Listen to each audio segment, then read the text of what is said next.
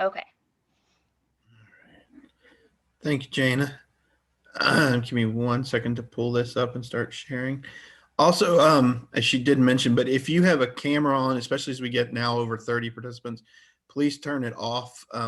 It really hurts the bandwidth and can slow us down on the Zoom meetings if we have 15 or 20 cameras going.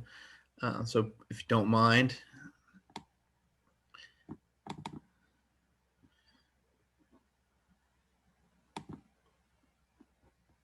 All right. And everybody hopefully can see this presentation now. All right. Well, good morning, everybody, and thank you for attending the training. My name is Michael Dotson.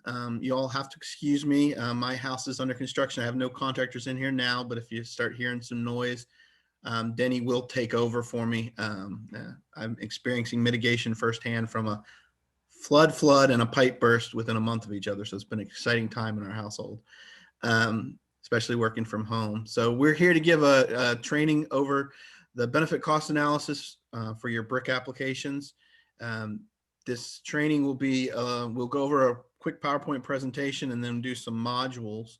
The overview, again, we'll talk about the toolkit, how to install it, some basic information about that. We'll discuss, as Jana mentioned, the help desk and give a little information on that. We'll also give some documentation, talk about documentation you need to run your benefit cost, your BCA. I'll try and stay away from jargon on here because I know some of you probably don't know all the jargon. And I personally hate that too when you're in a training class. So we'll do some... Michael?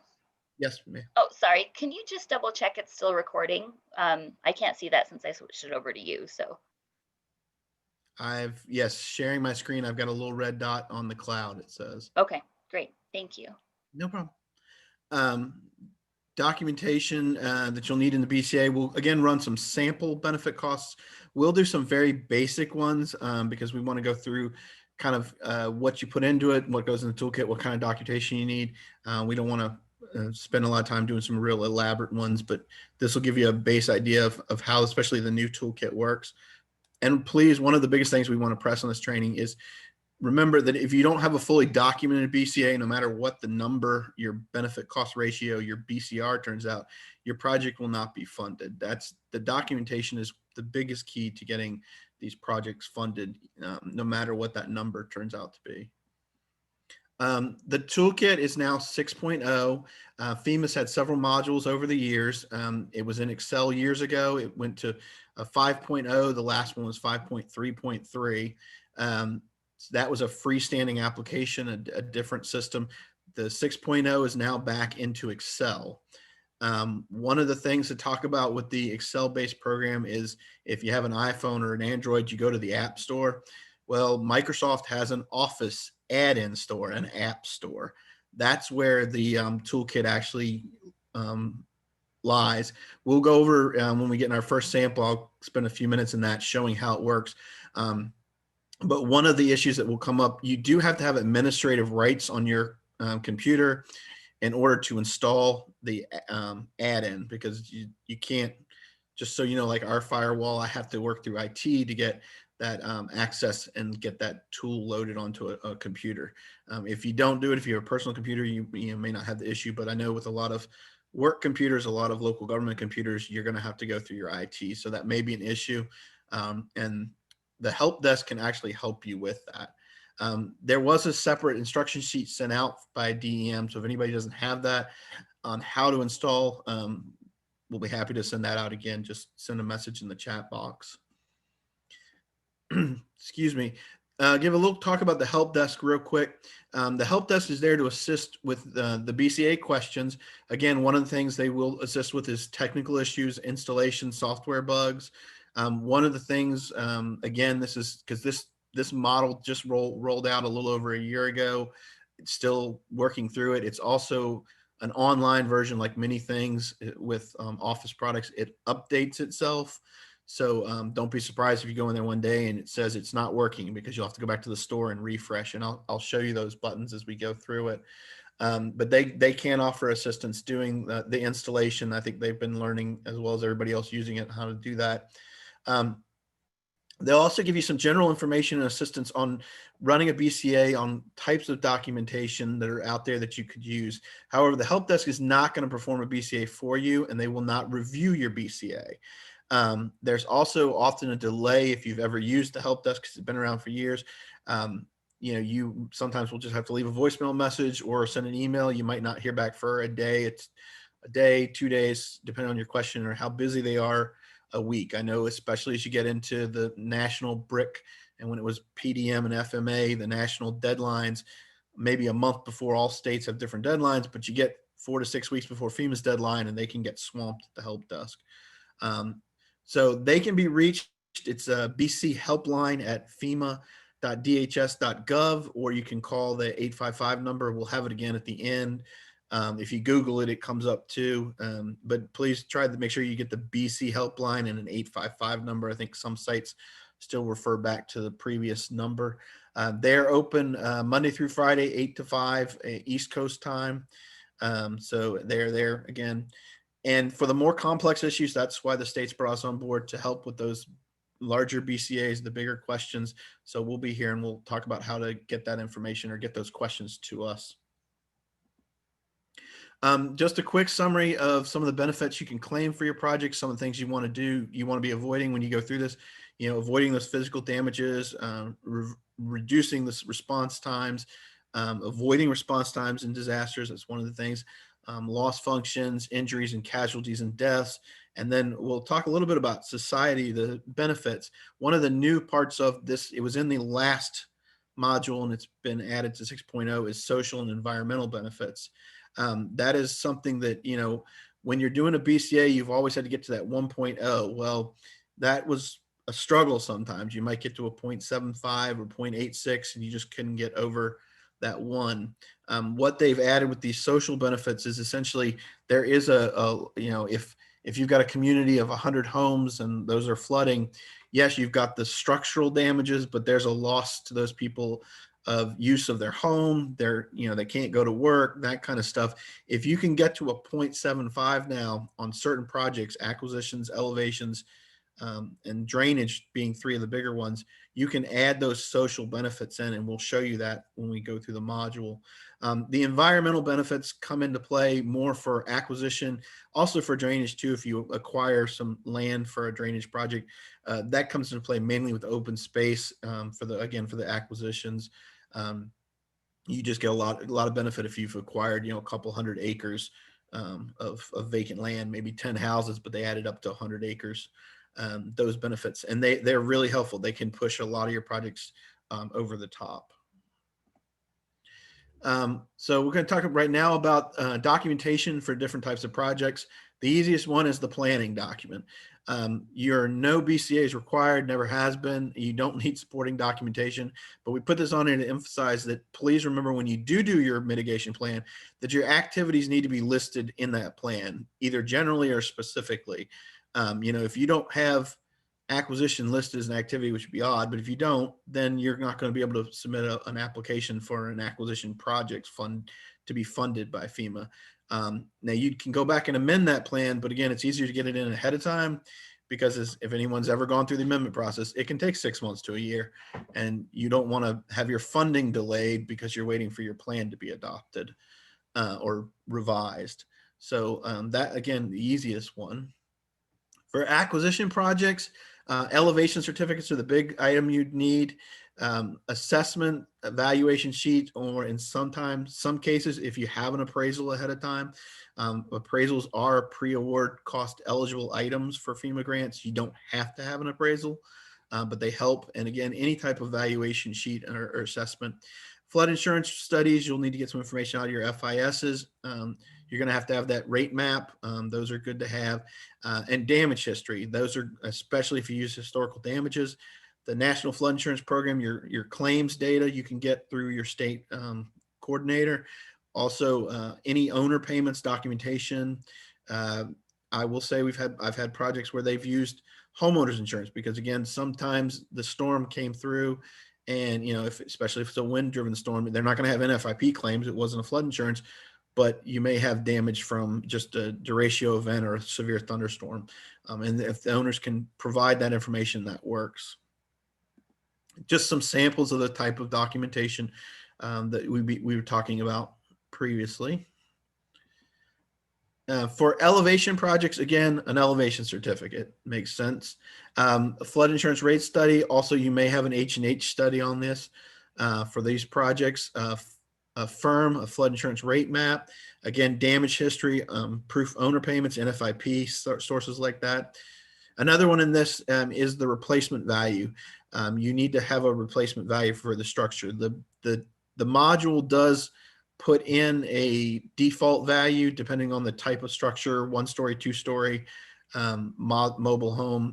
So it'll put that in, but in some cases, say if you're in Salt Lake City, that module is a nationwide value. If you were in Salt Lake City, the value might be higher. So you might want to look at those replacement values. RS Means is a good source.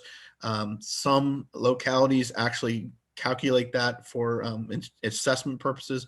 An insurance certificate, a declarations page for your homeowners or your flood insurance will also have a replacement value of your structure. So if you take that dollar value divided by your square footage, that'll give you a per square foot replacement value for your BCA. Also, general property information sheets from an assessor or a commissioner of revenue. Those sheets need to, just the general information, square footage, foundation type, year built, the stuff I'm sure many of you have seen on applications before. And again, just some samples of those items. For drainage improvement projects, you need to have a map of the watershed. The larger, the better. Those are very important, especially in those brick applications, because please remember with these applications, they're going to be reviewed outside of your region, your FEMA region. So those reviewers might not have a clue. I got the privilege of participating in some of the old PDM reviews. Living in Virginia, we got to go up to DC and do that. And some of the hardest applications were the ones where they just did not provide good maps, because I don't know every part of the country, and your reviewer needs to understand that where the property is, where the watershed is, how that impact's going to be. Loss history for the properties in that area. NFIP claim data is a good source of that. Your assessors, tax commissioners, those also a lot of times those people will have that information. Loss avoidance worksheet. Those are, we have one we've created, considered a gold standard. Denny helped create. Those are great, and we can use those and provide those to you if you need to do a larger drainage project. Those will require some property information, again, basic information, square footage, elevation certificates. Denny, can you take over? I apologize. My doorbell just rang, and I believe it's a contractor. And you're on mute, Denny. Okay, let's see if I can take over. Let's see. It will allow me to take over.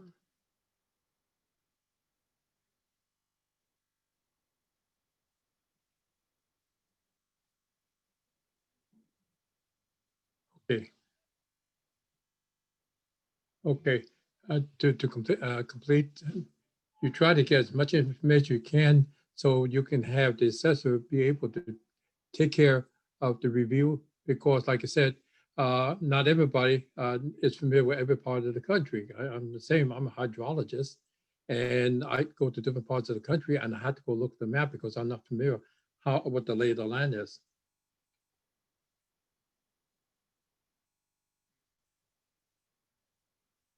Is it cooperating? Okay. Okay. Again, here's some example of some of the documentation that you need to do: drainages, flood insurance rate maps, different types of also flood insurance studies and what have you.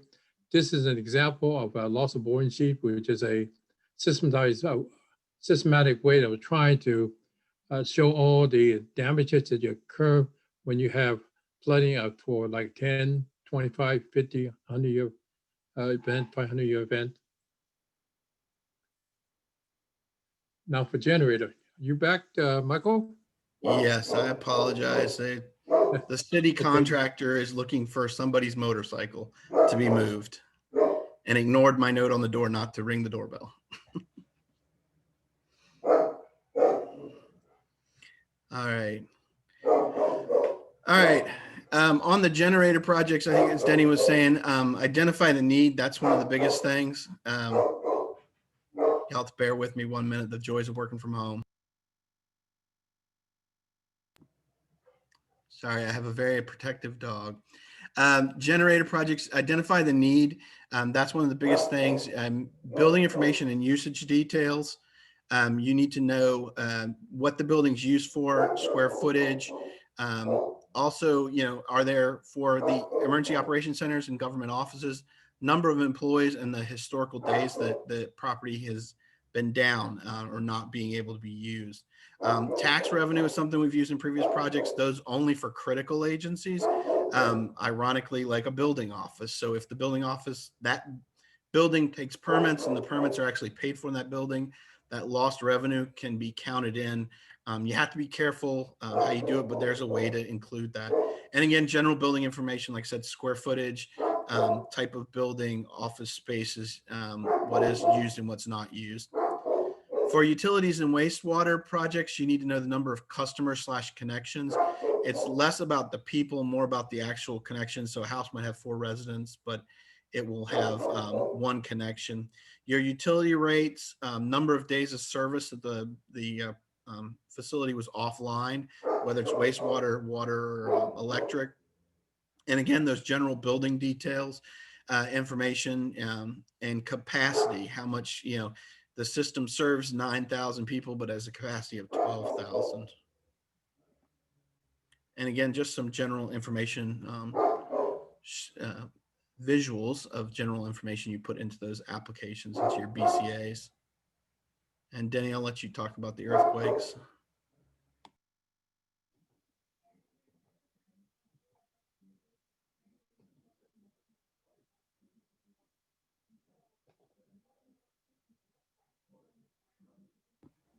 Denny, you can go ahead. I'll control the screen if you want to go ahead and talk about earthquakes. Okay.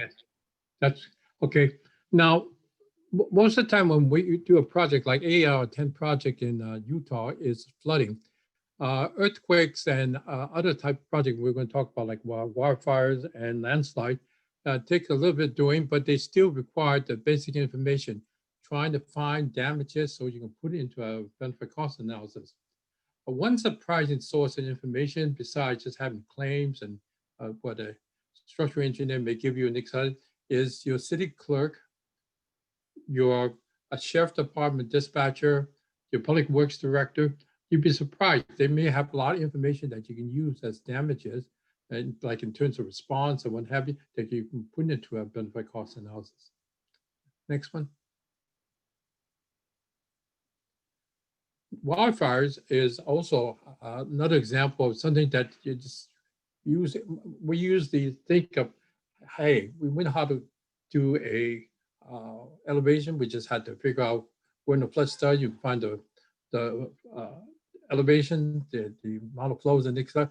With wildfire, you had to figure out, you got 2 choices. Are you going to try to stop it and try to fund how you get the fire out? Or are you going to try to prevent it? So you try to look at different information and try to see which one will give you something that you can get funded that is cost effective. Next one. Erosion project is also similar to the other 2 because again, it's not the usual thing that you do. And you'd be surprised at some of the things you may have to do to try to make a project work. For example, you may have to put covering over a soil to keep it from eroding or have infiltration. You may put screws inside of a mountain and you screw into it to keep the slope from sloughing off. You may put wells in it to pump water out of it to keep it from being lubricated by the water that infiltrates into the top of the hill. You'd be surprised, but you're trying to find the most economical way to do it, so you most likely have a cost-effective BCA. Okay, next one. Okay, I'm going to talk quickly about some of the predetermined benefits. FEMA has come out with predetermined benefit memos a couple years ago for a couple of the projects that allow you not to do a traditional BCA. One of the things this has been beneficial, especially with acquisition and elevations, sometimes it's just hard to get those benefits. But they went ahead and studied, nationally, what's the savings to the fund for properties for all the acquisitions, and came up with an average of 276,000. For elevation, it's 175. Substantial reconstruction maybe has not been done a lot in Utah, but if you do an elevation, it's something to consider. As someone who's done CDBG and FEMA grants for years, the federal government doesn't build new houses, but they do substantial reconstruction, which is new houses that replace existing houses. Substantial reconstruction will come into place kind of when you do if you got an elevation, you're elevating a maybe $50,000 or $60,000 house. It's in poor condition, and you're going to spend $100,000 plus to elevate it. It may be better to look at substantial reconstruction, because that will let you build up to 110% of the existing square footage, a new elevated structure house, same bedrooms, bathrooms, that kind of ways. It's a unique thing. It's been used a lot in rural coastal areas, and even in West Virginia. They've found it to be great after floods, because you're not only you're getting the flood insurance programs risk down by reducing future flooding events. You're also improving the living conditions of the residents. So that's something to consider. There's also a memo out for wind and structural retrofit of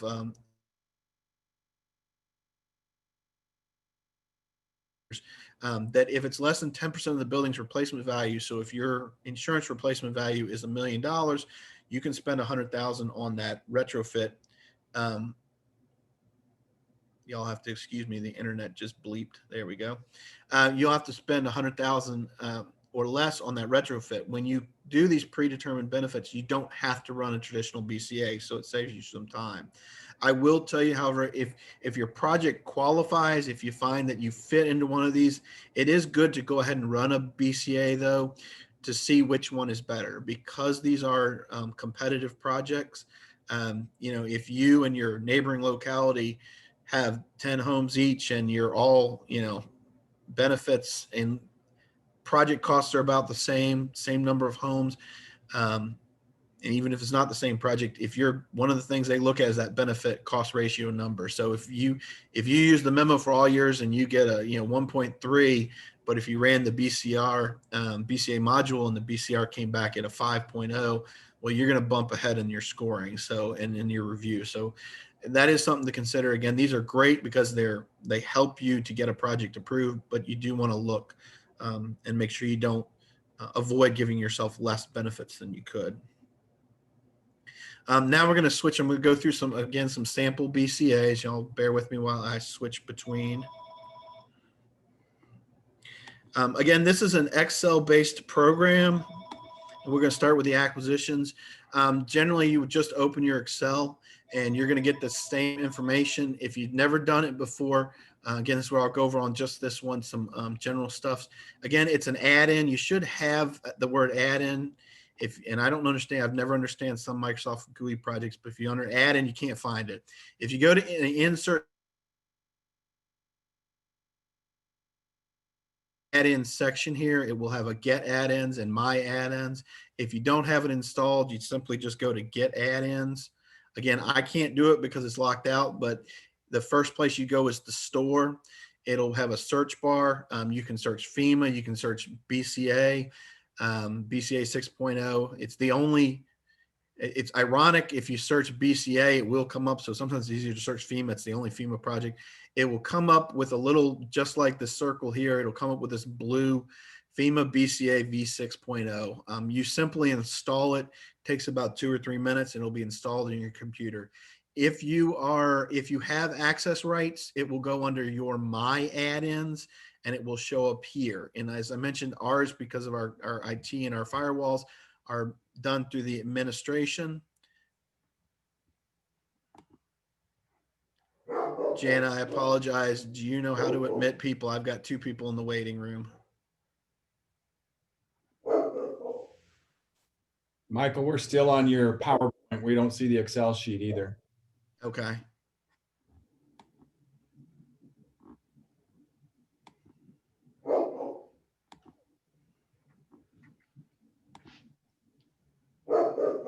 All right, do you all see the Excel sheet now? Yes, Yeah, that's we good. can Thank you. see it. I apologize. Thank you. Michael, you may need to go and disable the waiting room. So it won't let me do that since I'm not currently the host. Okay, I It's think just I got those, two of them you got in. it? Yeah. Okay. So I apologize, y'all. So again, under the, just real quick, under the insert tab, you'll see it says get add-ins. And that's the store section. Again, searchable menu if it was there. With your, if you have admin rights, it'll show up under my admin. Mine shows up under the FEMA admin manage, meaning that our IT department controls who has add-ins on the computer. A couple of side notes again, just for this one. If you ever open up a BCA and you get an error message when you click on the calculator and you can't figure out, that might have been an update. The system is just weird. Close out your Excel, go back into Excel without a BCA open.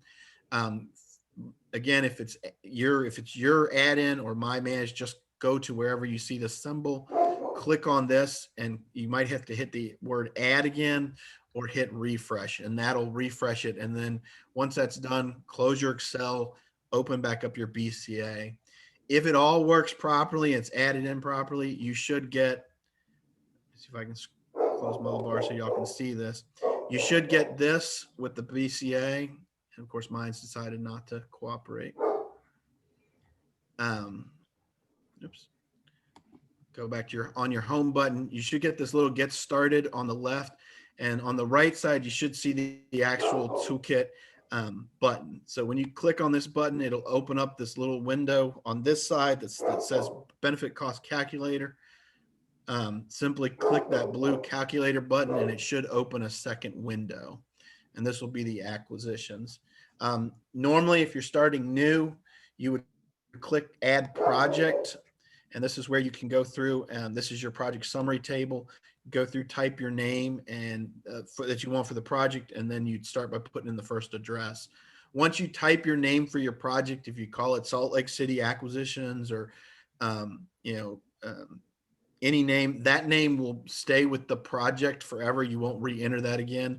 But for each house, you would enter one of those houses, and you'll see that when I go back.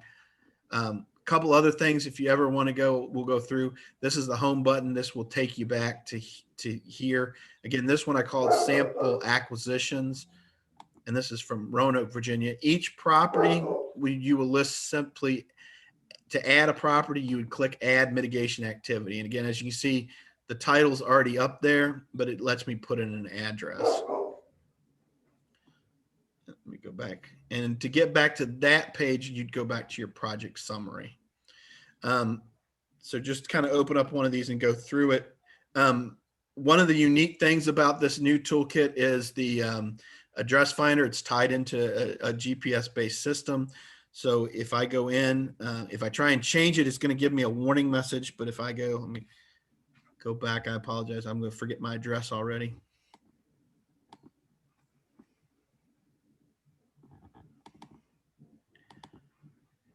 So if I go in, I can do 531 Cedar, and if just about every place in the country, you'll see it. Now, some places, I guess, I don't know how it pulls them up for. It pulls up certain ones faster than others. But once I get to Benton, you'll see it's got the address right there. It will pull in the GPS coordinates automatically. We do recommend you check those. It may be off a little bit, but make sure that's close to the front door of the property or to where the drainage culvert is. But when you do pull that in, it also will pull in your zip codes, your state, and it should pull in the locality, the appropriate locality. And you can change all these, any of these drop downs you can change, but again, it's nice. It does it automatically. If you're doing a drainage project, I'll show you that too. You don't have to use a specific address. You can actually just use a street. For the acquisition projects, you're going to pick a residential building. You can see in the drop-down bar that you've got different types. So on this one, you click residential building, riverine flood. You can see you've got all your, I know y'all don't have a lot of coastal in Utah, but you can see your other ones for doing a residential building. You pick your different types of activity. And again, for this, it's acquisition. You can do elevation, floodproofing, all of that can go into the BCA. for the excuse me, the mitigation activity type. Anything that's grayed out like this is something you cannot change. However, you can go through if you want to, just to show you guys real quick. If your property location is wrong, you have a better GPS coordinates, you can do these slide over to no, and you'll see it opens up that coordinator, that little box here where you can type in the coordinates, and you can change it between decimal degrees and then the old fashioned minutes, seconds, which I've never figured out. I like the decimal degrees. I'm glad we started using those. And you can always go back and just change that to no. It will give you this little message this is one of the good things. Anytime you change something, it's going to give you this warning to let you know that you may have changed it and altered your BCA project. So, and it's a nice little warning thing. On the acquisitions, you can choose model damages, which is letting the module go through and do the calculations for you. That's the best one to use if you can, because that's FEMA's model. So they're not going to question the data that comes out of it for the most part. Historical damages would be those NFIP insurance claims or other claims, damage information you get from homeowners. Professionally expected damages are those that you get from an engineer if they came up with that damage information for you. When you do acquisitions, one of the few projects, FEMA has their default useful life. There are certain defaults, and for some reason on the other ones it doesn't, but on this one it does do that 100 years automatically, so you don't need to do anything there. Again, project costs just for that individual house. These little boxes to the right, these are justification notes, so you can go through and put in that justification just to refer back to it. I always recommend you name it. I just put project budget sheet, but if it's, Salt Lake City 5-home acquisition budget sheet is what an Excel document is called, use that same name on here. It helps reviewers when they go through to be able to find that document much more quickly. The older modules, if you all remember, you could actually attach documents to it. This one you can't. You can only just put a narrative name for some reason. Again, maintenance years is already defaulted out. The maintenance cost for projects, FEMA generally requires a maintenance cost, but for acquisitions and for most elevations, especially acquisitions, you're not going to do anything but make open space, so they don't. And some people let that open space go back to natural vegetation, so they're not going to. There's always going to be a zero here. For those that are FEMA defaults, and of course mine doesn't want to cooperate today, but you can go ahead and put in, just open that box and put FEMA default. That's what I recommend you do. That way it shows up and they know that if anybody's looking, they won't have any questions. Once you get that information, you just, again, simply hit next. This is one of those strange things on here. And this goes back to those memos I was talking about. The cost of this is below the memo. So it's telling me that this project is asking me if it's in a special flood hazard area. It is. Once you hit yes, you'll get this note that, hey, you're below your memo cost. You're not required to run a full BCA. And as I said, there may be reasons you want to, and in this case there were. So you can just hit continue. It does unfortunately say once you do this, the screen only pops up once. This screen will pop up every time you switch between these two screens. So not been able to get them to get rid of that. It does again this takes you to the second page. Just a quick, again, on this one to give you all a little view. This is your home button. It'll take you back to that the project summary page where it summarizes the different houses I have in my project, and then project configuration page. If I click on this, it'll take me back to that first page I worked on. That's the easiest way to navigate. If you close the window or you move around, then sometimes it'll not save your data. When you move between screens, if you enter your data and do not hit that next button, when you come back, this data would be gone if it was the first time you filled it in, and that can get frustrating. So just remember to try and use those buttons. That's one reason I'm trying to show you all that. And again, as you see, it said it would only show it once, and there it is again. Michael, can I add a little thing to it? One of the reasons that they don't want you to attach a document to the old BCA is a BCA may be only about like 0.5 meg, 1 meg in size. When you start attaching a document, it would become very inefficient, and a document may end up being 150 megabytes, 200 megabytes. It was so unwieldy that you can't even transmit it to FEMA. So that's probably why they took it out. Yeah, thank you, Denny. Yeah, and a lot of that had to do with pictures on projects. When you're attaching 4 picture color photos with a color photos and an elevation certificate, yeah, you were running into gigs of data sometimes on larger acquisition projects and elevation projects. This one is where you're going to enter in project specific information. So for an acquisition, you're going to enter the lowest the lowest first floor elevation. And again, that number just pulls right off an elevation certificate. You're going to throw in that stream bed elevation. This is where you'll need your FIS to determine which, what's the stream bed level based on where the property is between what the closest cross sections. And again, you just note that in the side, and again, I just did this as a sample, but in this one, I would have said Roanoke County Town of Benton FIS study, just to be specific. And if you have more than one study, if it's changed over, or if you've got a map update coming and you're using an older one, just make sure you put the year sometimes. Again, just makes it easier for the reviewers. Usually, again, most of these are preset, so you want to use those default intervals because those are the standards, but you can change that if for some reason you have something odd in your FIS. Again, straight out of the flood insurance rate study, those water surface elevations. And those discharge, excuse me, the water discharge cubic, excuse me, numbers. Sorry about that, y'all. This, again, then we get down to just some general building information. FEMA has done this. It's now 1-story, 2-story split level. For the most part, I don't know a lot of people who use split level. 2-story will do. I don't know if there's much difference between those two in the actual calculations. Manufactured home is what they use for mobile home. Sorry, y'all, they've started jackhammering the street, so I'm hoping that's not too loud. So these were manufactured homes. Again, it should, one of the unique characteristics with the manufactured home, if I go through and change this to 1-story, that basement will open up yes or no. So when you do it on manufactured homes, it defaults because hopefully a manufactured home doesn't have a basement in it. That would be interesting if somebody found that one day. NFIP policy, this doesn't actually affect your benefit cost, but it is something nice. If you know you have an active NFIP policy, click yes and put that policy number in there, especially if it's required as part of the application. Standard building information, again, this is the depth damage function you're going to pull in. Wilmington is Wilmington, North Carolina, Galveston, Texas, Chicago, Illinois. For most West Coast localities, you guys are just going to use that FEMA FIA for your acquisitions and elevations because they've just not, Army Corps, I guess, not studied anything closer to you all.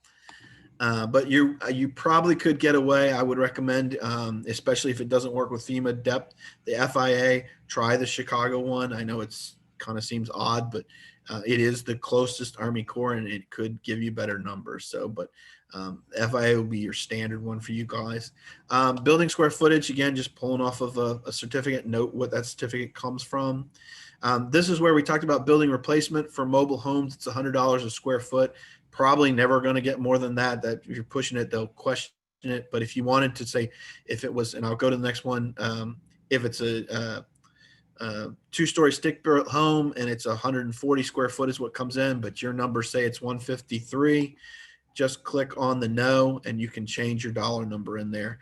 The reason this is important, the higher the replacement value, the more damages it's going to occur on an annual basis, and it will help bring up your BCA. Damage threshold is at 50%. Always recommend you just leave it at that, and the system will automatically calculate those. You can view your depth damage curve if you want to, just to see it pulls up. This will print in your report when you go through.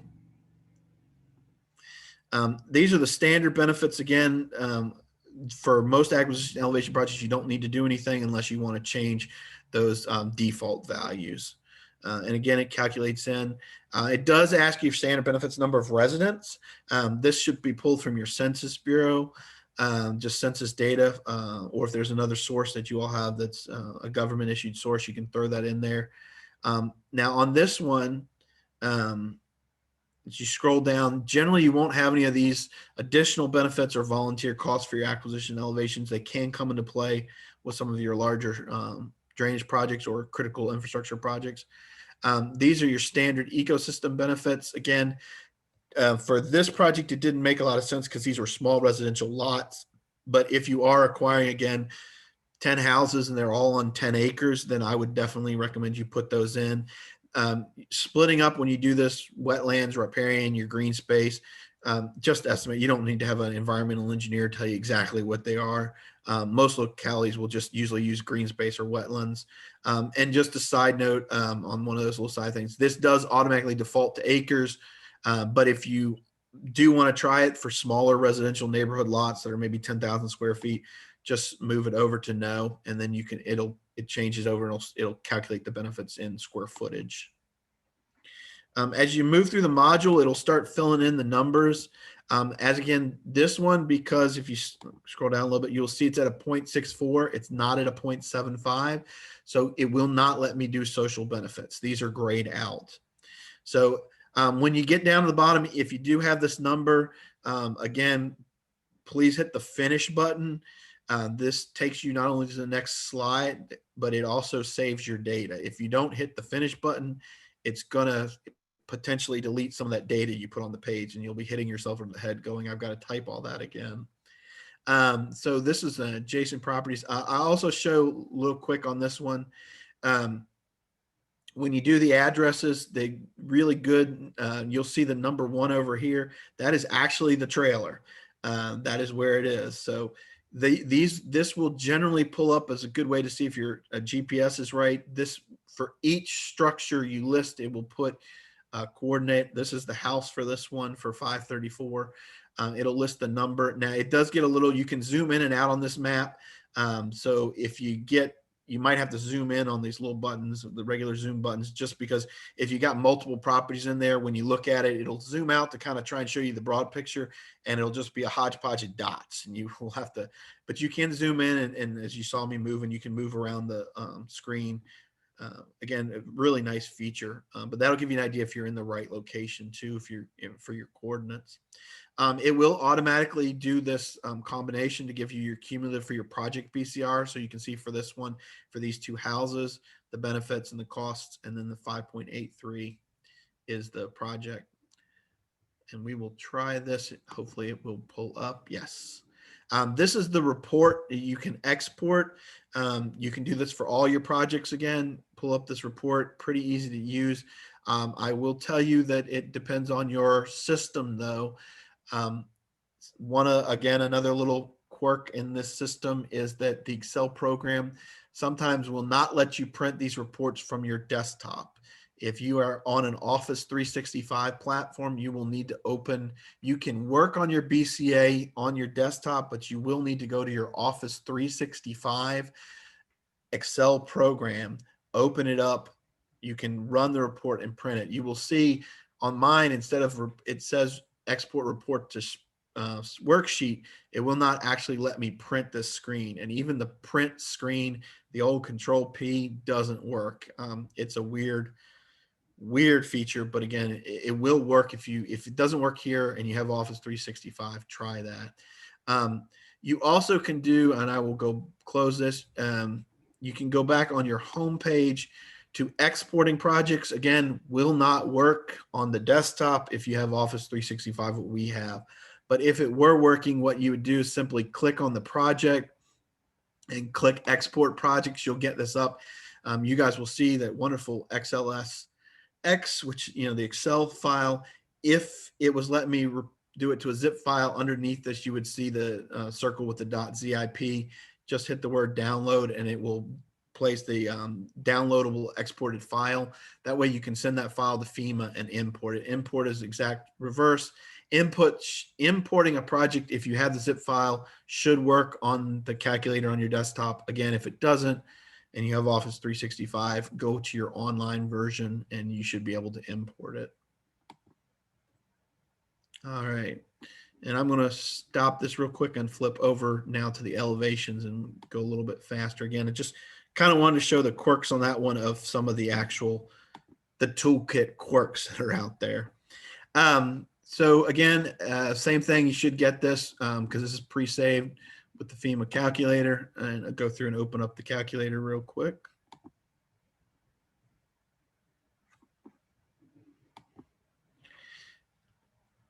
And again, this was acquisition elevation project down in Vinton, Virginia. So on this one, we've got the 3 acquisitions. You can kind of see, I'll go through one of the first ones. Again, property address, property information, check down for riverine and elevation. This is very similar to an acquisition. Almost the same information goes into it. For this one, as I noted, when you do choose the elevation here, the project useful life is generally 30 years. Life of a mortgage, that's just what FEMA does. Just click that box and put FEMA default. That's all you need to do. Project costs are the same. Maintenance costs, again, 0, because for the most part, there's not a lot you do when you elevate a house. There's not a lot of, and FEMA doesn't require homeowners to do annual maintenance. So just, you can mention that or put FEMA default. Michael, Again, were you intending to have a screenshot? sorry, Denny.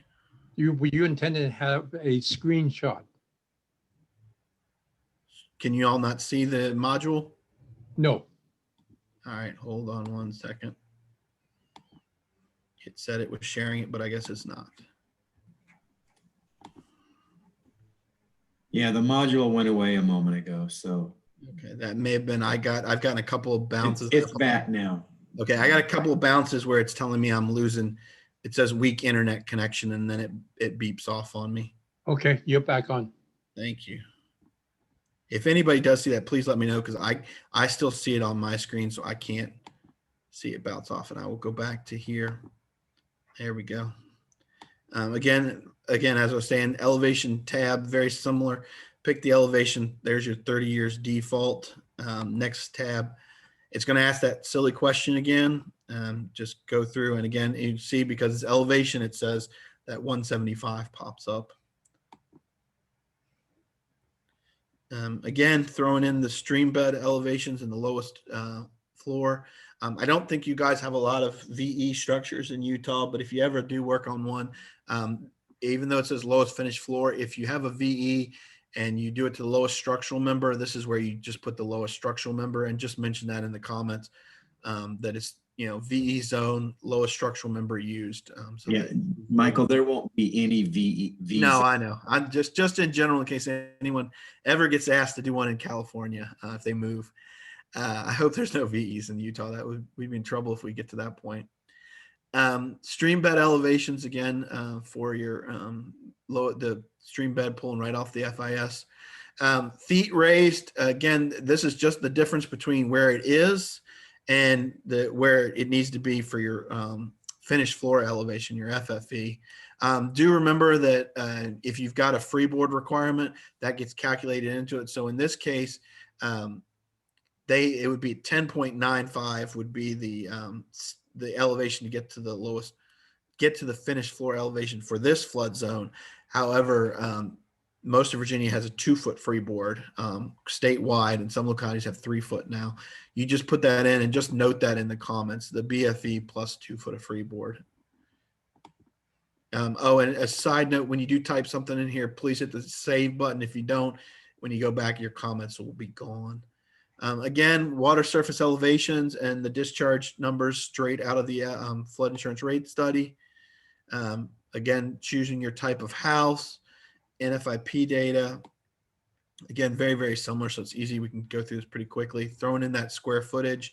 But I did want to show you guys on this one, because the benefit cost comes through at that 2.0, 2.16, the original.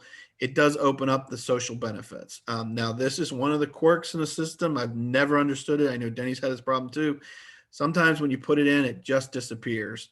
And you just got to go put it back in and save it again. But as you see, there's 2 residents per household in Roanoke County.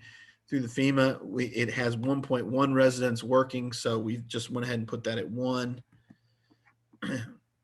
You put that in there, you can see it will that 4886 will change over Right. And when you do put in a box, just remember you, for some reason, you need to go to the other box. You'll see that number change now to 13662. And that raised my BCA just a little bit. FEMA default, you don't have to look it up to three, and US Census is 1.4 people per household for workers. Yeah, and just so as Denny said, 1.4, you can, I don't understand why, but in this module, you used to be able to put like 1.5 or 2.8. In this module for the populations, you can only put whole numbers. So as Denny said, if you've got them, you can round it up. That's FEMA's decision not to put those in. So, and again, as you see, cumulative, it adds up the total benefits and the project cost. So this is a 1.84 sample project. Some place you can make take advantage of that is if you're doing a drainage project and you have hundreds of houses, then you can multiply the number of houses times 1.4 and then round off, and that would take the maximum benefit. Okay. 1 second, and I'm going to switch over to drainage.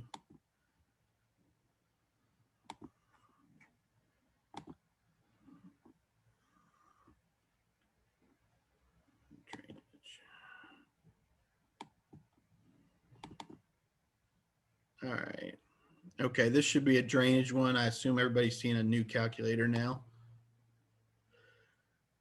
Okay, for drainage projects again, you can call it what project you need. For drainage projects, you can do it one of two ways depending on how big your area is. You can do them as one location as we did for this project. You can also, if you really want to, you can list all your crossings that come through. It really depends on the individual project. We did this one because this was a simple one. This was in Abington, Virginia, Washington County, Western Virginia, right in the Southwest Virginia. Again, it's a drainage improvement project. So some of this, if you come in normally and it's a new project, you just hit add mitigation action and you'll go through and add that general information. And once you do that, it'll be there for every project. As I said, this one, we just used the center. The drainage system kind of runs between these houses. We used the 125 bogey as a reference point. But you could, if you wanted to, list each house. I've seen that done before. This is a little easier than listing each house, but some people do it that way. It's, again, up to the individual and their locality. Again, property address. And as I said, we use a specific address, but if you don't want to do that, if you just want to put a general area, you can do I can do Bogey Drive. This is it's Country Club Estates that you can tell they got real original with the names. It's Par and Bogey. So you can just do Bogey Drive. You do not have to use a street address on these. The street addresses are helpful, but again, if there isn't one, or you just want to put it in the general area. And what I'm going to do, because I'm horrible at remembering numbers, I'm going to go through. I'm just going to go back in. Now,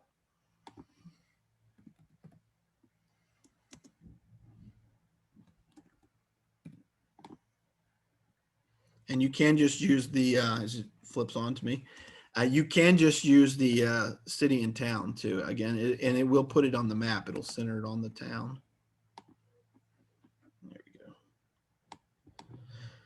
go. Again, pulls up those automatic information. Property structure type for this one will be roads and bridges. If it wants to cooperate, there we go. You can pull that down. Select that again, riverine flooding, hazard type, sorry, and then your mitigation action type for this one would be a drainage improvement project.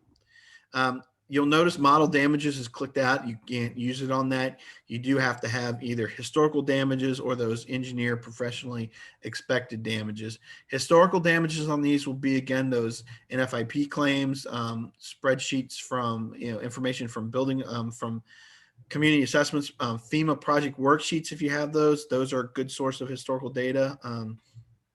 The professionally expected damages on these will be from the engineer, and that's where that loss avoidance sheet comes in. Excuse me. And again, we can provide that if needed and help you understand how that sheet works. FEMA default for these is 50 years. So that's automatically, you just go ahead and put that in there and list FEMA default. Your project costs thrown in there. For these, you will need maintenance.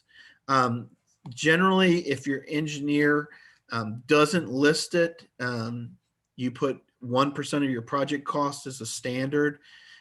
If your engineer's costs are more than 1%, talk to your engineer about the reason.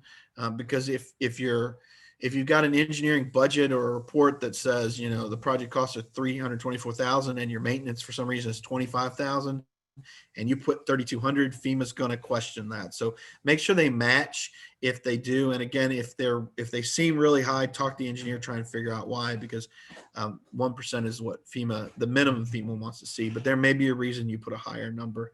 And as a reminder, it goes in here and it goes into your project mitigation costs, but it's not your project award cost. You're not going to get maintenance costs from FEMA. It's just something they've always required to look into, helping calculate the benefit cost to see, installation, construction plus maintenance is going to be less than those benefits over that life of the project. So again, hit next on this. Annual year analyst conducted year is always going to be the current year. If for some reason you want to change it, you can. But generally it defaults and automatically be the current year property year built, which is weird because we're doing a drainage project, but the apparatus, just a general one. As a note, do use the last time it was updated, substantially improved for a drainage system. We've had them before where people put it looks a little odd if it was redone in 75, but it was built in 30. Use the 75 date because that's its effective construction date, not the dirt road was there in 1920. That's not really the built date for the current system. It will do the math for you, but you can change it. I don't know why you'd want to change it, but you can. For roads and bridges, one of the biggest things is still that one-way number of traffic trips. I guess that is right. It just sounds like a tongue twister there. Pull that from your DOT, your Department of Transportation, or if you have local traffic counts, you can use those. Reference where you got that from. Miles, time and miles, additional miles for the detours. For this one, a lot of your neighborhoods, especially if there's only one way in and one way out, which is true in Country Club Estates, FEMA default lets you do 24 hours, which is that 1,440 minutes. That's really good. Actually, it makes your benefit cost really good on some of these dead end streets. But you will put that in there if there is a detour, put it in for the number of minutes. And again, miles, if it's a 10-mile, 12-mile detour, go ahead and put that around. As Denny has told me many times too, and I kind of forget sometimes, do remember though too, that this is during and after an event occurs. So your distance miles, the additional miles probably won't change. Just make sure other roads aren't closed so that you don't want to have a detour that takes you to another road closed for flooding. So you may have additional miles if you got to take an additional detour. And also remember that, excuse me, there may be additional time that goes into it. So while it may be a 45-minute drive on a normal sunny day, if this is post-disaster, there are trees in the roads and everybody's got to go this way, then maybe it takes an hour. So just rationalize. Don't try and make it. You may look at it and say, well, if I make my thing 3 hours, I'm going to pass BCA. Well, if you make it 3 hours and it's normally 45 minutes, FEMA is going to really hark on providing documentation for that. And again, just mention where those come from. We found, at least for the tools and for the for the FEMA reviewers, that giving a Google map is a great way to do it, and then add a memo that says, the reason this is longer than the Google map distance and time is because of delays. The Google Maps, you should be able to get the distance for the correct detour route. The federal rate, again, is the reimbursement rate. Usually you leave this, the system does automatically update that, but I'm bringing this up only because the update to the toolkit doesn't always come along with the update to the federal rate. So sometimes they're 2 or 3 weeks behind. So if for some reason the rate went up or down, primarily if it went up, you'd want to just hit that no and change it to the current rate. It will pull up your historical damages before and after. It will be blank. You simply just click add a row to add the rows. Generally for damage years, you want to combine them. I know I used to put you can put 1992 6 times. If you had 6 different events, you can do that, but FEMA looks at it kind of funny. and it messes with your benefit cost. So it's easier to just do it a single year for a single event. If you ever need to delete a row, you just click it and delete row, takes it right on out. One of the nice things about the newer module is that the recurrence intervals, if you don't have them and you don't want to pay an engineer to figure them out, the system figures it out for you based on information you put in, whether it be rainfall data, impact days, damages. It will figure it out for you. However, if you do have a report that says this was a 10-year storm, you can plug that number in and see if it works, if it gets you a better damage, inflated damages, which are on the far right side.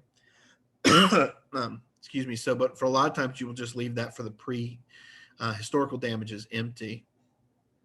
Impact days, it is in percentage days if you have less than a couple hours, which we did in some of ours. So you can see it wasn't closed very long, but that does help your benefit. So if it's closed, only 2 or 3 hours, figure out what that is in a 24-hour day and put that in there. Because again, it does give you some benefits, especially if you have a larger number of cars using that road.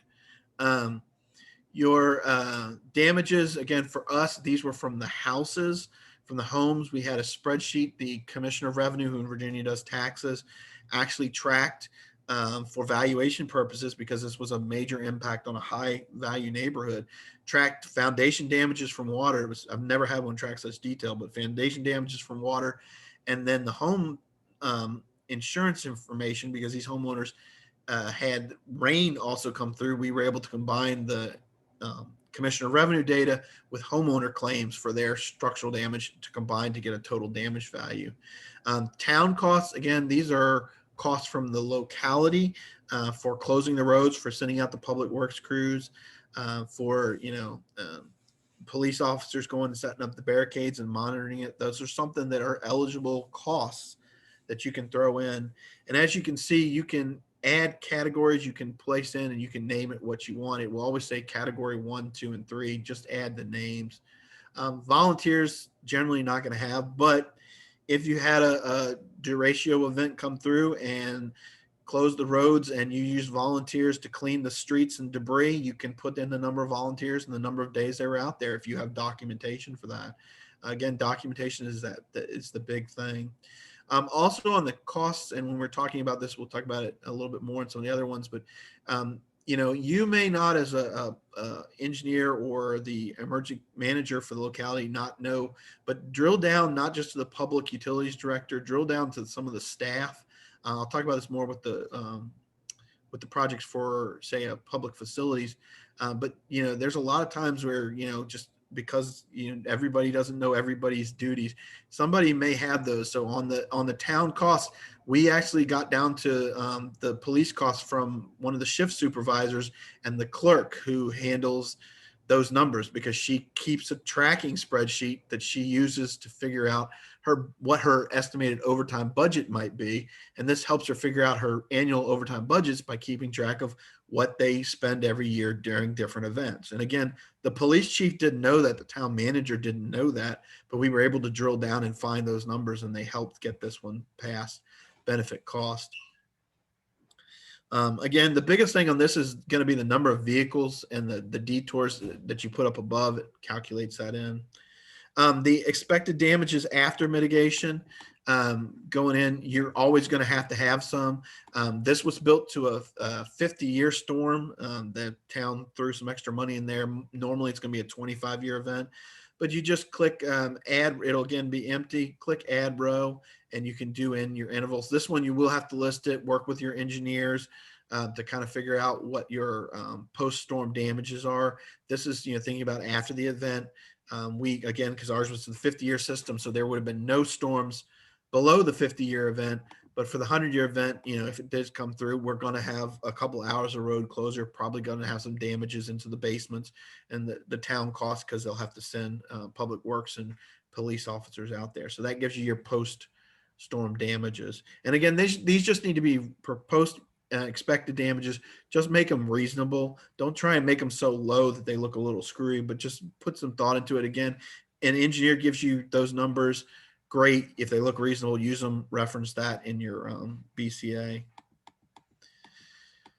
Again, if you are, usually this won't come into play, but for some reason on drainage project, we did actually acquire some right of way, the town did. So if we wanted to, this was already cost effective, so we didn't add to it. But if you did acquire some right of way, you could go ahead and put that in there, total acres. And if it was going to be open space, put it as open space or, whatever category it falls on. And that will give you, again, there are no, you can't add in social benefits on this one. So, but those eco benefits do help come into play. And again, it should calculate the numbers you go down. So if I changed any number, it would change at the bottom. Again, click the finish and that will take you back. So, all right. And I'm going to stop sharing real quick and then go over to our drainage project. All right. So again, they're all the same. That's one of the benefits of the system. It's once you get into it, it's at least setting up projects. It's pretty easy to do and understandable. Oops. Sorry, I meant to flip to another one. Oh, there we go.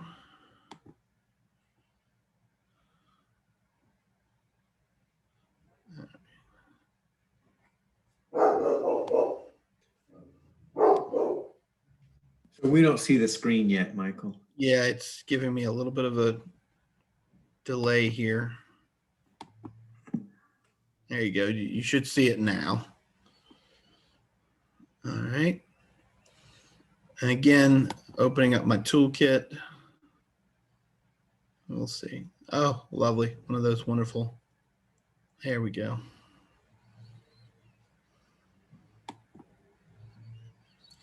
So this was a project in Gloucester. This is a generator added to a water treatment plant, actually to the pumps, the submersible pumps.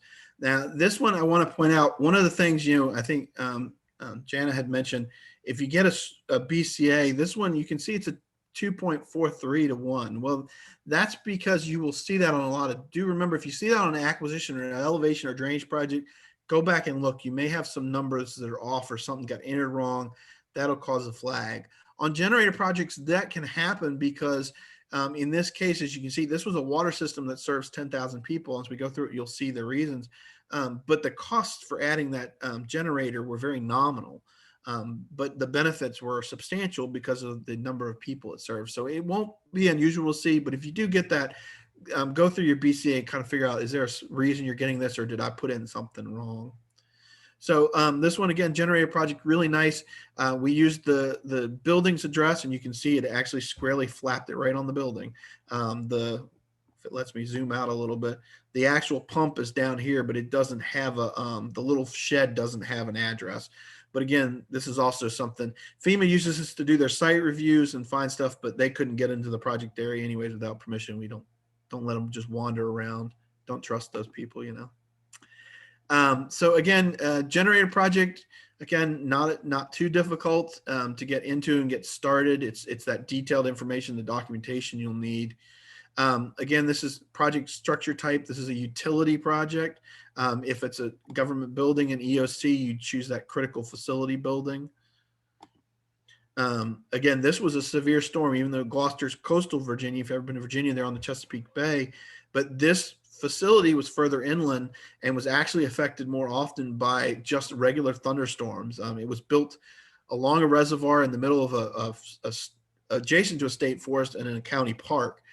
So the road was just trees, and it only ironically had one power line, and the utility company just was not going to pay the cost to put a second supply line there. So this is where this activity came into play. And again, it worked. We do the severe storm. For severe storm, it's, excuse me, for a lot of generators, it's also going to, mitigation type is going to be your other. Again, on this one, we used historical damages. You could have those professionally engineered damages. We had that damage history. Project useful life, 50 years. Depending, sometimes people put 25, sometimes put 30 for the generators. Just talk to, what your FEMA rep, what your state wants you to put in there, what the manufacturer says. But a lot of times, 50 years, the longer the useful life of the project, the higher the benefits are. So, and mostly you're not looking at you're looking at the facility, not just the specific generator. But we used 50 years and documented that. Your project costs, and again, maintenance. You're going to need to put some maintenance in there. We just rounded it up on this one to make it a little bit easier. Again, year conducted for the analysis 2020. 1987 would be the year that facility was built, and that does that default. This one, where it pulls in, now that you're in utilities, it's going to ask you utility type. So you're going to select that utility type, potable water being your drinkable water. Customers per day, that is, again, when it says customers, it's not population, it's talking about accounts. So there's 7,388 accounts tied to that water system that are served by that main pump. It does throw in a value of service per day, default of 114. Again, if you are in an area where you can document that as a higher number, you can click no on the default, slide it over and place your value and just reference where your value is coming from. Now you can kind of see on this one why the damages were so high. Again, even for a quarter of a day in 89, that's 200,000 in inflated damages that come through for the value of the property. So current dollars, again, just to show you this, if it's not in current dollars, you can throw in that and it'll change. It should adjust for inflation. I don't know why it's deciding not to today, but that will throw in those dollars. If for some reason generally it's going to be no unless it's the current year, and then you would say yes. So on these, each damage year we throw in recurrence general, we let the system calculate it, and then the number of days. So it was off 5 days. The temporary generators we added as an optional damage category. So on that, this was Hurricane Isabel came through. A lot of trees came down there. Then they actually had to have potable. That's not just temporary generator, but we also could have added the potable water. They had to bring in water trucks to supply water. So again, if you have a municipal water system that is limited in supplies, this is a way to get some funding to get you a generator on that. And again, this works for EOCs, emergency operations centers, critical facilities, fire stations, police stations. The service needs. So if you're doing a police or fire station, the number of households served by that and the response times delayed, that's something you'll pull into it and you'll need to document, say for a fire station, because if they have to come from an additional 5 miles away, then that will add time and delay in the response, and that adds to your benefits. And then again, you're going to have to come up with some after damage mitigation. So we did 100 and 500 year on this one, just to throw that in. And again, the impact days came up. The utilities department kind of looked back and pulled that up. And again, always hit that finish button so you don't have to go back and retype the data. All right. And at this point, I'm going to switch over real quick and we will do.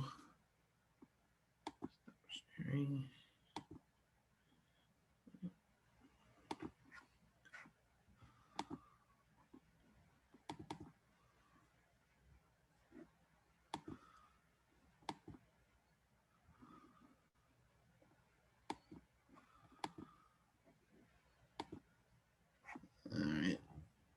1 second, y'all. It's decided it doesn't want to cooperate, so I've got to close the Excel and reopen it.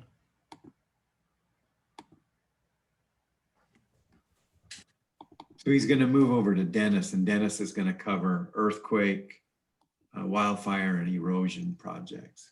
What I will do. All right. And kind of good it did this because I can show y'all what it does sometimes.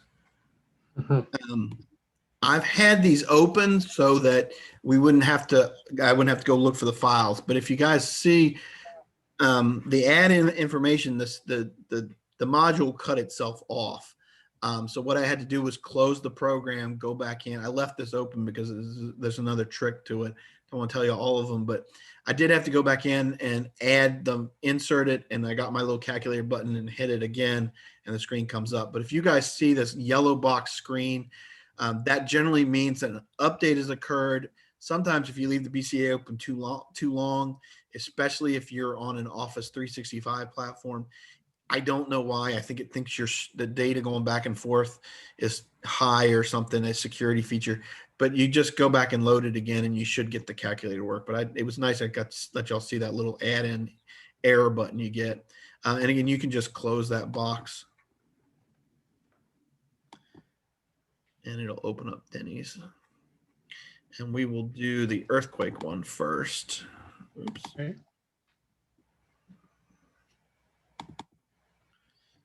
All right, Denny, you are up. Okay. Like Michael really explained, that the nice idea about this new system is they all have the same look and feel. So I won't try to bore you by going back to all the little itsy bitsy things that we can change on them.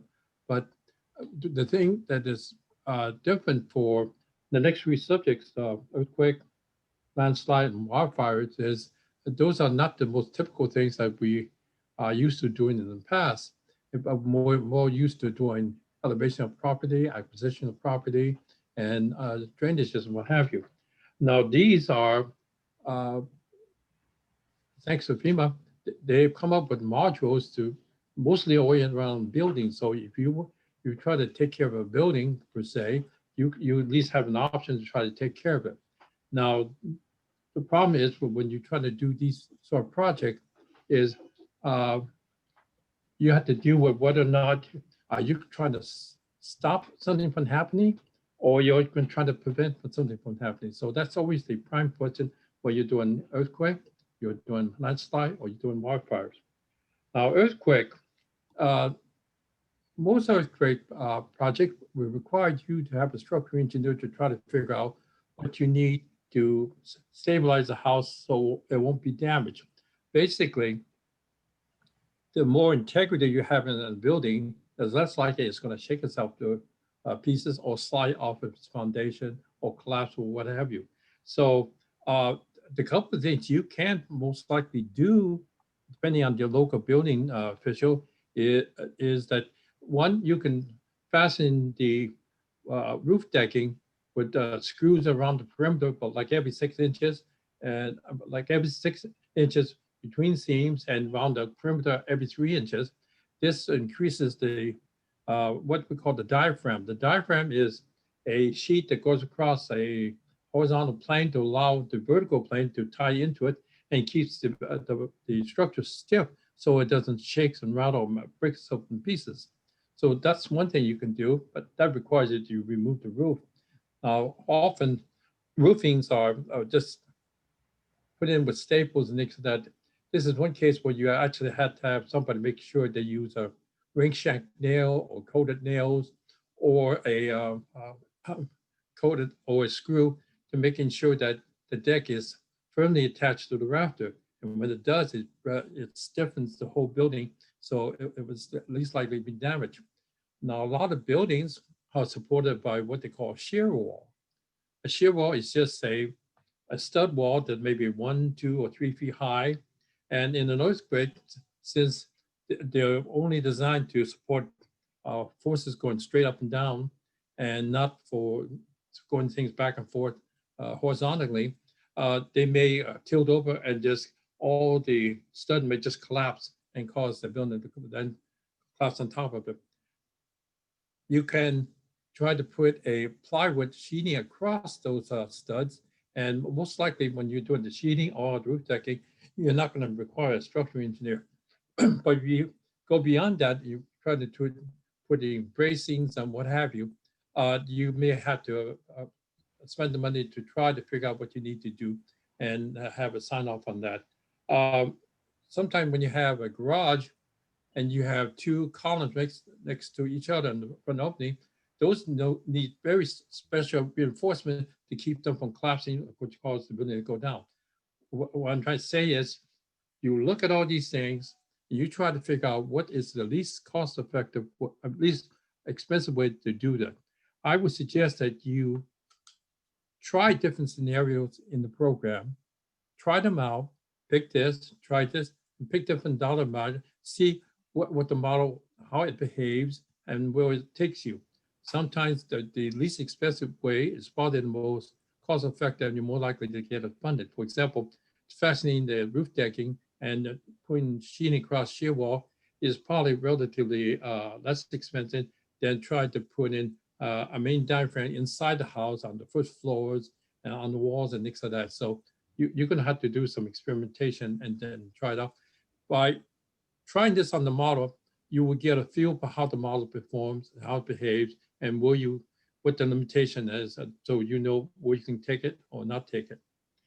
If you look at this model that Michael pulled up, I picked some areas that are subject to earthquake.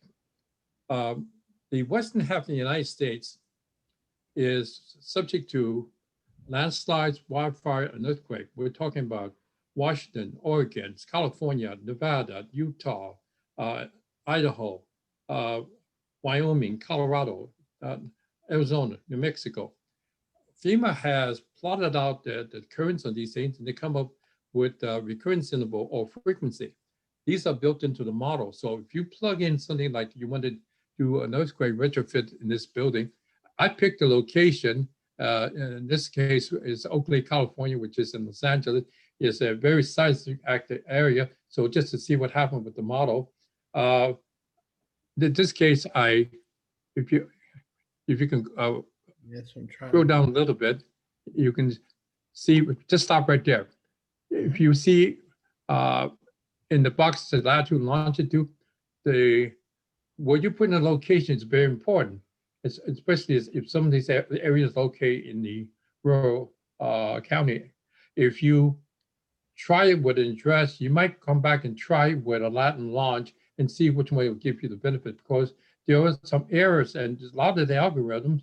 If all of you have tried Google Earth and you put in an address in a rural area, it doesn't come up to that property that you typed in. It's the same thing. It's a similar algorithm, and a lot of these algorithms have errors. So you need to try to see if that lat and long you put in might give you a higher benefit cost ratio than just simply putting the address in.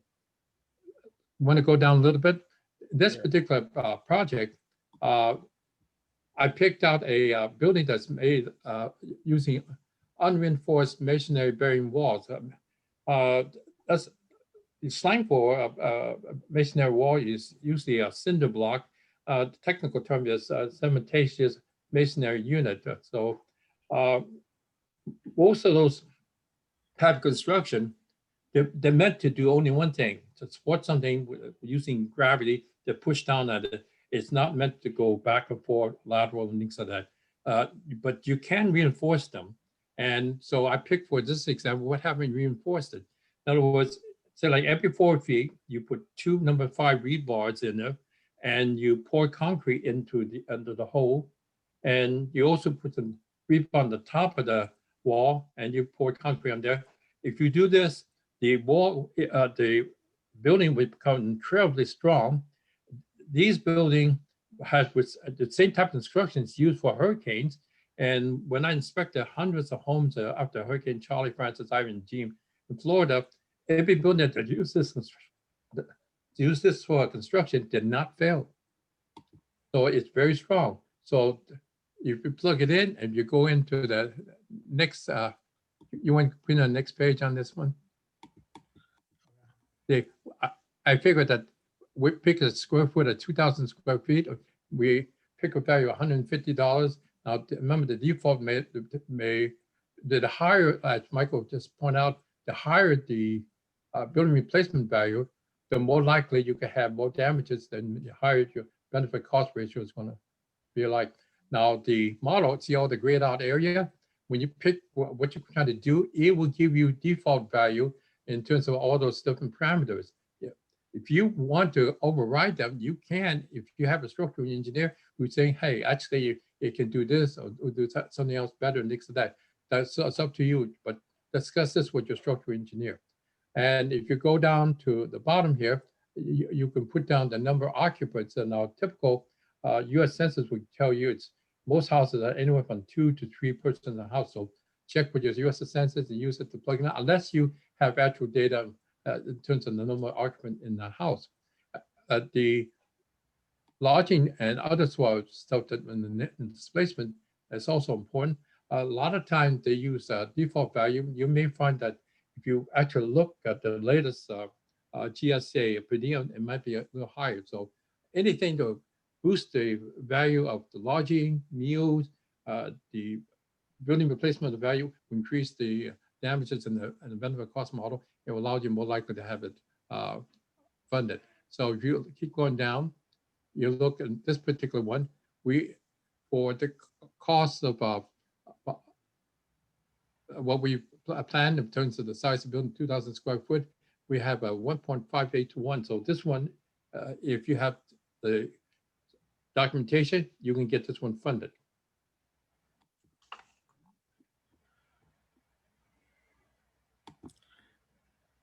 And I'll just point out, just so, well, Denny, before we move to the next one, you can see how Denny did these. Sometimes you can keep them separate, but you can, if you have different activities, you can list them in the same project. So Yeah. if you have a locality now, you're not going to want to do that. You know, you don't want to mix your elevations with your acquisitions. But if you're, trying the module out for the first time, as Denny's showing in these samples, you want to go through and see how it works. You can just open the one and do it. To kind of mess with it. It does let you mix project types and locations and all that. So, all right, we'll go to the wildfire one next, Denny. Okay, wildfire is quite it's a horse of a size of the different color to deal with, because most of the time the wildfire is, by its nature, is in the rural area, and it takes much longer for our fire district to get out to you.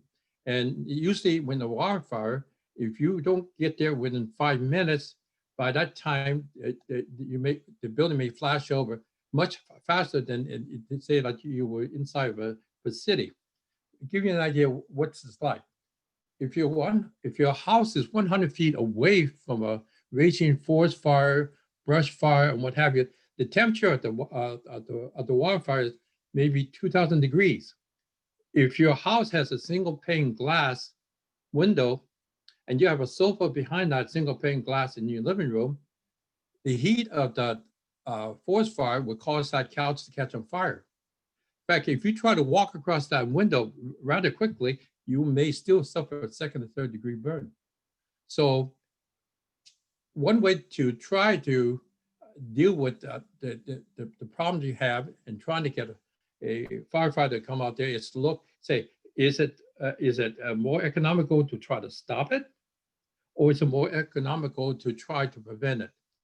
Stopping it means bringing out the fire department. Do you have access road to get to that house? Do you have room inside the driveway of that house to allow the fire truck to get up to the property? Those all have to be taken into consideration. And building roads and building access driveway costs a lot of money. But you also have to take into account that with the heat that you have, a flash-out point may occur within 5 minutes. But in an urban area, it may take 10 to 15 minutes before you have that occur because it's such intense heat. So that's one thing. You look at the cost of the fire district, what it costs to get the people out there, and the equipment and what have you.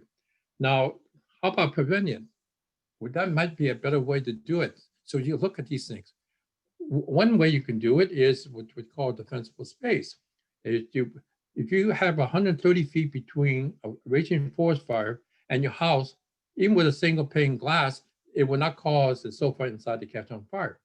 So is it cheap to provide clearing, take out invasive species of plants like chaparral and what have you that lives on fire to reproduce and what have you?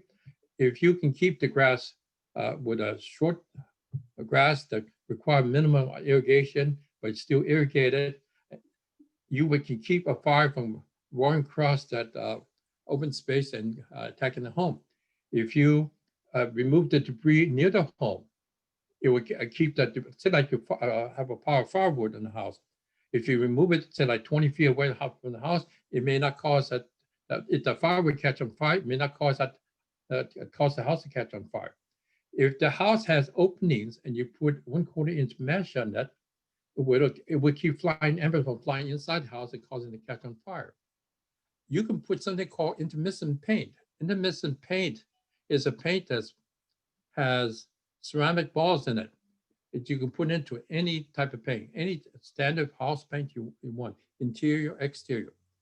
When the paint is, when you coat something with that, and you expose it to 2000 degrees, the paint will expand 30 times its thickness and will insulate whatever is painted for 1, 2, or 3 hours, depending on the thickness. The World Trade Center has an exoskeleton. We went to a course where we studied the failure of the Twin Towers. The outside plates of the walls were held with a thin beam that going across from one end to the other. When that 767 crashed into that building, it shook those beams, and those beams were coated with asbestos. As soon as the asbestos flaked off, 16,000 gallon Jet A fuel heated up space for 2 hours up to 2000 degrees. The melting temperature of steel is 1500 degrees. So when those beams fail, the outer wall failed, and the whole building collapsed from pancake effect. That same beams, if they were painted with an intermittent paint, that building would still be standing today. So paint only costs about $65 to $85 a gallon. Not much more different than the standard cost of regular paint that you do in the house. So if you can do it affordably, get a defensible space, put intermittent paint on the inside and outside of the house, put a Class A roofing like asphalt, which would not allow brands to land on and cause it to catch on fire like a cedar shake roof would have. You may consider that might be an alternative. You can plug into the model. It might be cost effective. You might be able to have hundreds of homes taken care of. And instead of spending millions of dollars on a road that may not get you there fast enough because you've got 5 minutes once you have a raging wildfire to get that fire out before it will flash over and the whole building will be taken. Okay, let's go on to the last one, landslides.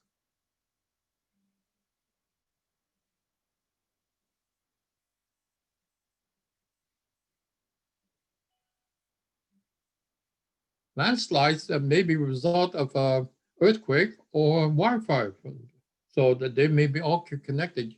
You may end up with having a project having all 3 elements and combined and try to deal with. Now, again, are you trying to prevent this from happening, or you're trying to stop it afterward? Now, most of the time, once the landslides get started, there's very little thing you can do to stop it because it'd be most likely be a catastrophic failure. So the most likely prevention for landslide or for erosion is to do prevention. So what are some of the things you can do? Well, you could cover the hill around the house with vegetation, so you won't have erosion, which cause gullies, which would cause the soil to wash off. You can put articulated blocks. Those look like cinder blocks that are held together with stainless steel cable. They cost only $4.50 per square foot. You can cover that hill, and you allow grass to grow on top of it. The other would keep water from rain from infiltrating and causing the soil underneath to undermine and cause it to slough off.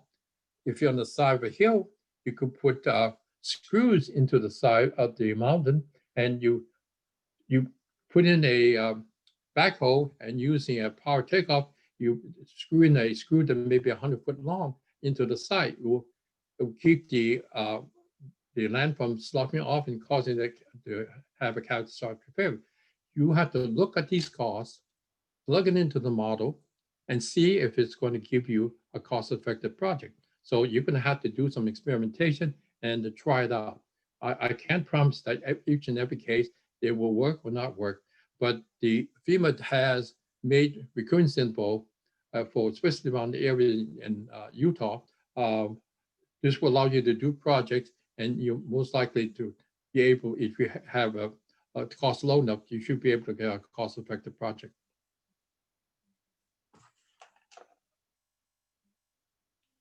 Okay, I think I'm finished this part, and then I'll switch it back over to Michael. All right. And just a couple of things on the BCA as you go through, as Denny's talking about for the landslides. Again, his example is the fire station, but you can pick the various facility types. And his was only, it was only for 5 houses. So with 5 distance for a small fire station. So you can see how some of these simple, smaller projects are cost effective. For a nominal amount of 25,000, you've got some benefits. So, and that this would fall out the same design for houses. If you did 50 houses, and the fire station, serve that area, even for some of the smaller towns. So keep that in mind. These don't have to be grand projects. These can be smaller projects for some of those problem areas, small fringe neighborhoods that are on the edge of the forest zone that are more susceptible to wire fire. Maybe you can't do all 150 homes in the subdivision, but you can do the 20 of them that are the closest to the wood line that are the most problematic or the most concerning. Let me add something about wildfire. If you're trying to do a large project and the FEMA module won't allow you to do it, have a talk with the local fire chief or the U.S. Forest Service. A lot of times they have better data that you can use to do recurrence interval. And if you plug those in, you might be able to get your project funded. Correct. Yeah, and that goes back to the point we said earlier that you may have to drill down. Don't think of just the traditional places you go to find your data. Think outside the box. Think of people in the toolkit that you've worked with on various disasters. That again, you never know what other agencies track or keep information wise that could help you in making your benefit costs scenario better. So again, let me flip back to the little questions screen, but at this point we're done our formal presentation and we are open to questions anybody may have if they want to ask them. And other than that, I can hand it back over to you, Jan, if you want.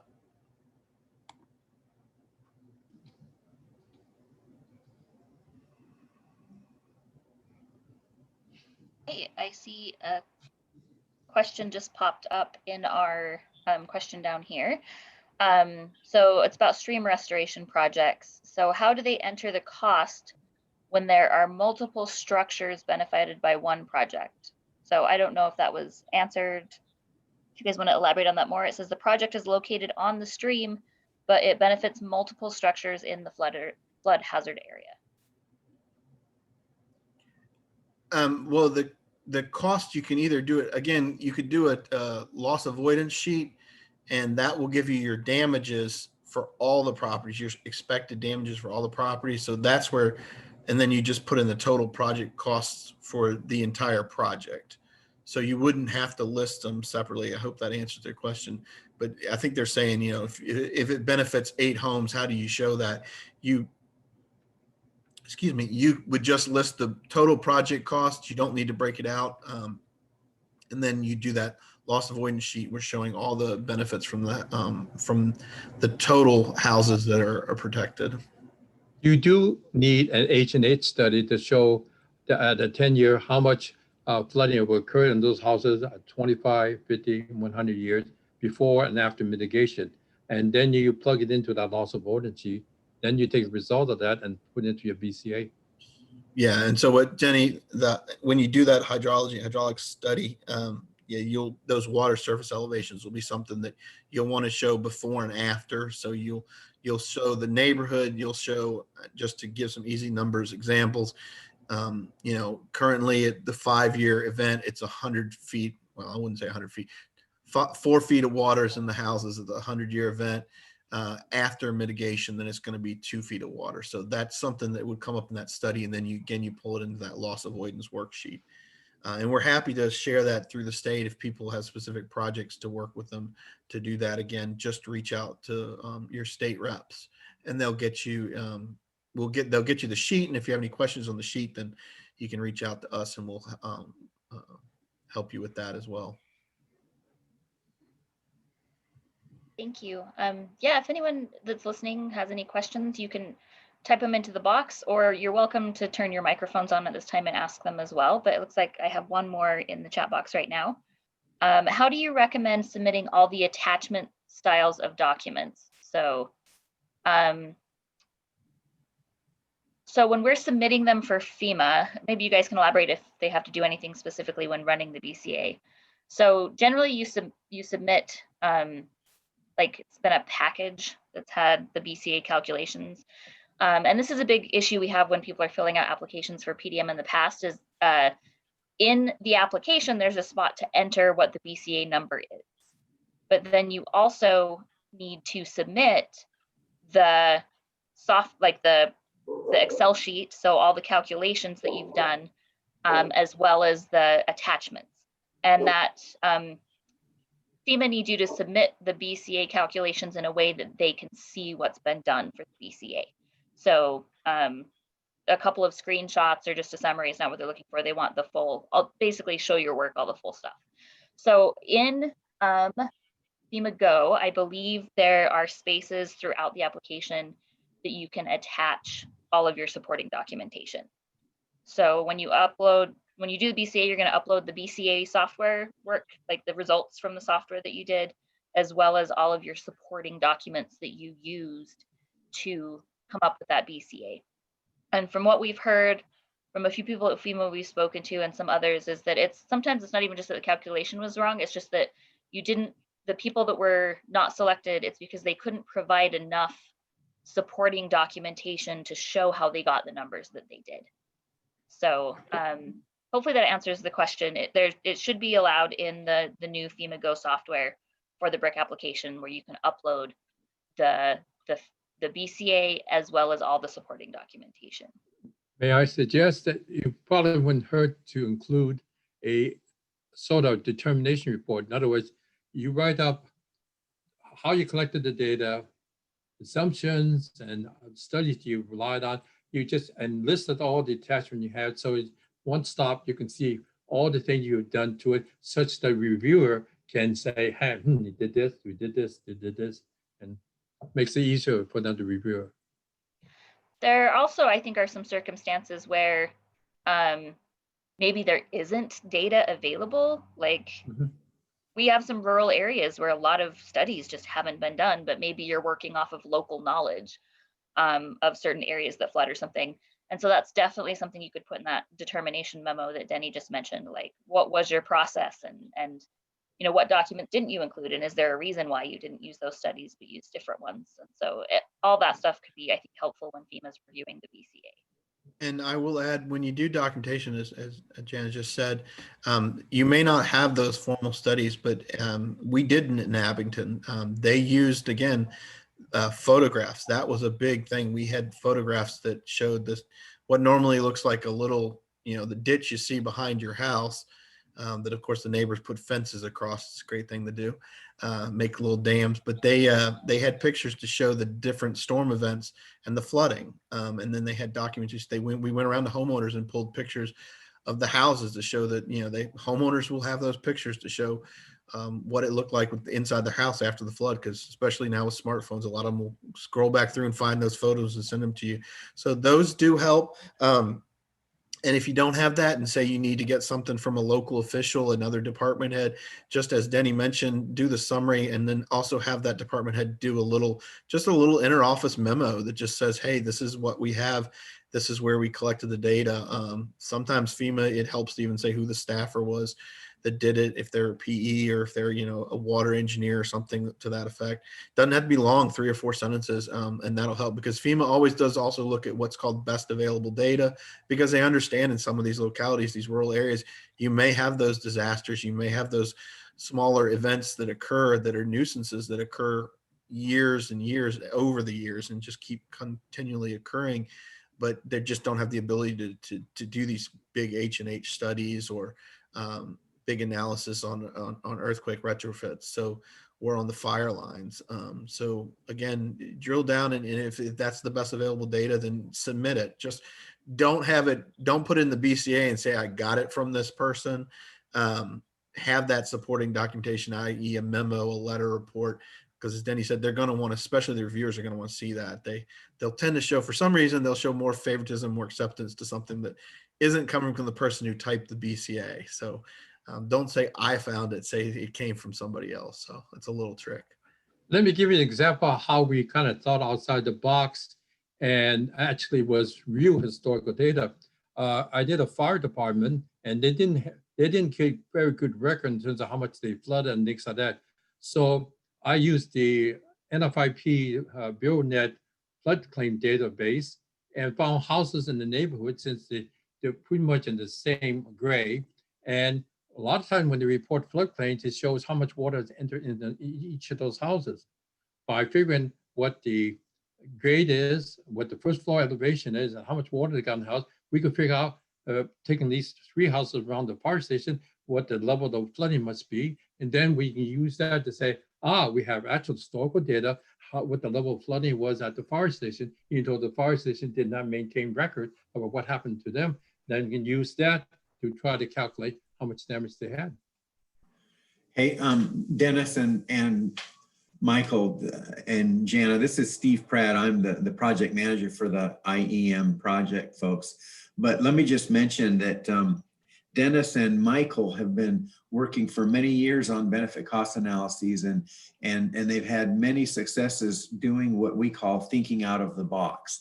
And you know, a lot of times you put in all of the standard information in the benefit cost analysis toolkit, and you just, you know, you're stymied. You come up with 0.6 benefit cost ratio or 0.72. And the point that I want to make is don't give up.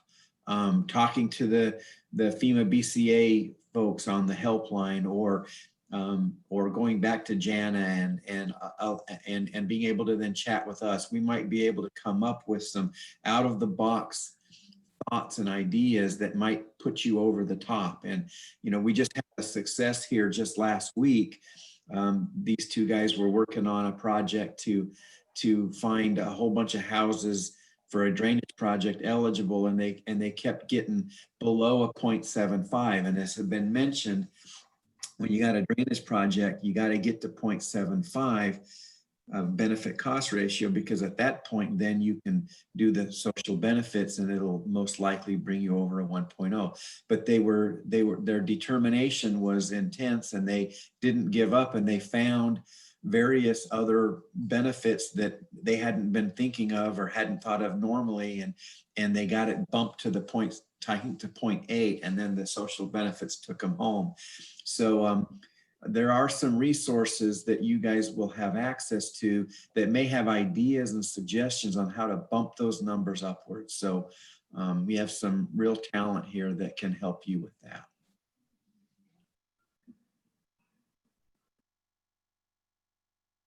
Great, thank you. I also want to mention, I don't see any other questions popping up, so I'll give, after I make the statement, time if anyone else wants to jump in with their mic or add to the chat. FEMA just notified us the other day that they've scheduled a BCA training, but it's going to be over 4 days, so it's more in depth, and they're breaking it up where each day they're focusing on a different type of event. And that's going to be in November. And we will, once we get, they just gave us the save the dates. They haven't given us the final information yet. But once I get a little more info and make sure we're okay to share that, we'll share that information with all of the applicants as well. So if you would like to go and spend a day or two getting more in depth into an earthquake BCA or a wildfire BCA, they're going to do that. It's not going to be the standard 4-day training where you can get a certification from it, but they're just wanting to provide it as some additional in-depth training for those who are working on BCAs for the application process this year. And so that is the 3rd week in November. It's the 17th through the 20th. And then I'll be sure that we in our office get that more detailed information and the calendar invites and everything out to you guys. So you can have a little bit more guidance there. And before we make any closing remarks, does anyone else have any more questions?